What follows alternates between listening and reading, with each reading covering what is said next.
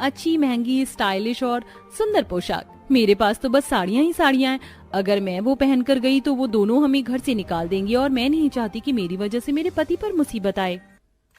वो फूलों पर मंडराती तितलियों को देखकर गहरी सोच में पड़ जाती है कि तभी वो देखती है कि एक तितली उसके हाथ पर अपना रंग छोड़कर उड़ती हुई फूल पर जाकर बैठ जाती है।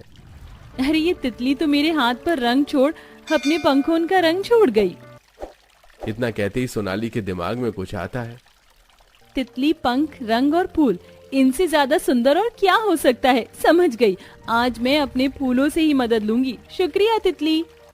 इतना कहकर सोनाली अपने बगीचे से कुछ खूबसूरत फूल तोड़ कर लाती है और उन्हें पानी में भिगो कर रख देती है। फिर उसके बाद वो अपनी अलमारी से एक सफेद रंग की साड़ी निकालकर जमीन पर बिछाती है और वो सारे फूल उस पर सजा देती है। बस अब इन फूलों के सूखने की देरी है और फिर मैं देखूंगी कि मेरे फूलों ने मेरे लिए कैसी पोशाक तैयार की है। इतने फूल सूखते हैं, इतने में वो अपने लिए फूल, पत्ती और टहनियों से अपने लिए कुछ गहने तैयार करती है।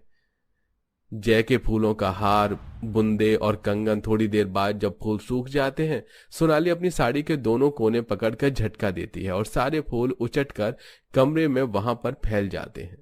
यकीन नहीं होता मेरे फूल इतना कुछ कर सकते हैं। मैंने अभी तक इनको पानी देकर इनकी मदद करती आई और अब ये मेरी मदद कर रहे हैं।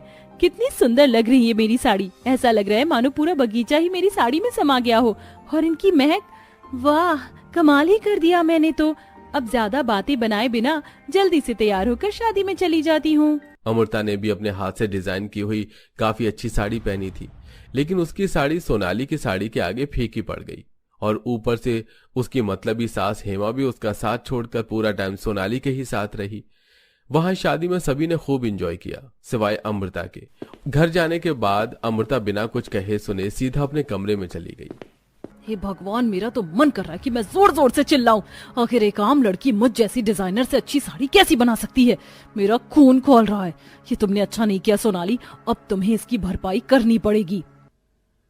सोनाली पहली बार अपनी सास के साथ एक ही गाड़ी में बैठकर घर आई। वो बहुत खुश थी और उसकी सास हेमा भी इस बात से काफी खुश थी कि उसकी बहू ने शादी में आए मेहमानों के सामने उसकी इज्जत बढ़ा दी। सभी ने सोनाली के साथ साथ हेमा की भी बहुत तारीफ की। इस बात से हेमा के मन में लड्डू फूट रहे थे, लेकिन वो